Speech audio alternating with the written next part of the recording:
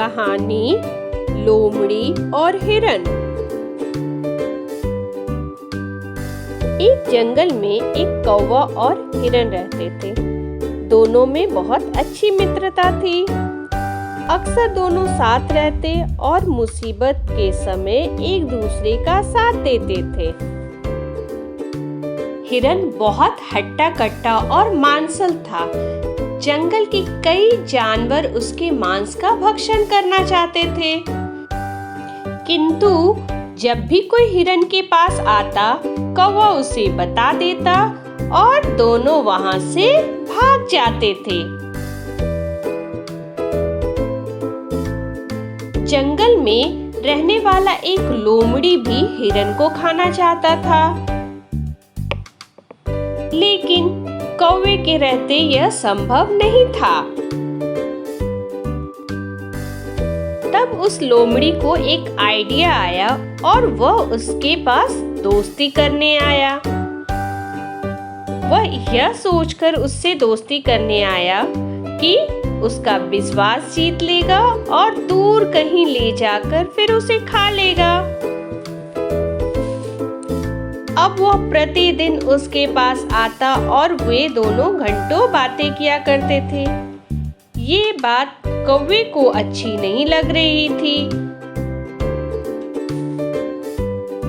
एक दिन कौवे ने हिरन को समझाया कि वह तुम्हें मारकर खाना चाहता है। तब हिरन ने कहा, नहीं मित्र, वह अच्छा है। हर किसी को शंके की नजर से नहीं देखना चाहिए। एक दिन लोमड़ी ने देखा कि मक्के के एक खेत में उसके मालिक ने मक्का चोर को पकड़ने के लिए जाल बिछा कर रखा है।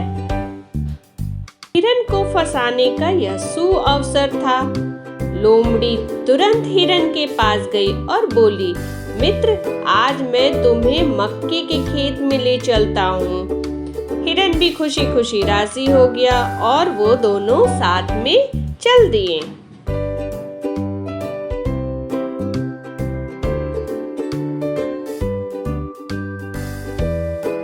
वहां पहुंचकर हिरन बहुत खुश था, लेकिन खेत के मालिक द्वारा बिछाए गए जाल में हिरन फंस गया।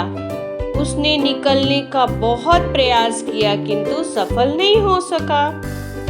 उसने लोमड़ी से सहायता की गुहार लगाई, लेकिन लोमड़ी तो इसी फिराक में था कि कब खेत का मालिक आए और हिरन को मारे और वह हिरन का मांस चख सके। उसने हिरन को उत्तर दिया, इतने मजबूत जाल को काटना मेरे बस की बात कहाँ। तुम यहीं ठहरो, मैं सहायता लेकर आता हूँ। इधर जंगल में कौवा अपने मित्र हिरन को ना पाकर उसे ढूंढने निकल गया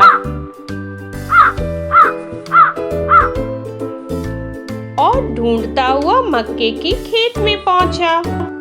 हिरन को जाल में फंसा देखकर उसने कहा, चिंता मत करो मित्र, मैं जैसा कहता हूँ तुम वैसा ही करो। तुम सांस रोककर बिना हिले डुले जमीन पर ऐसे पड़ जाओ मानो तुम में जान ही नहीं है। खेत का मालिक तुम्हें मरा समझकर ज्यों ही जाल काटेगा तुम भाग जाना। और वैसा ही हुआ। खेत का मालिक उसे मरा समझकर उसकी जाल हटाने लगा। ज्यों ही जाल हटा, कौवे ने इशारा किया और दोनों वहां से भाग निकले।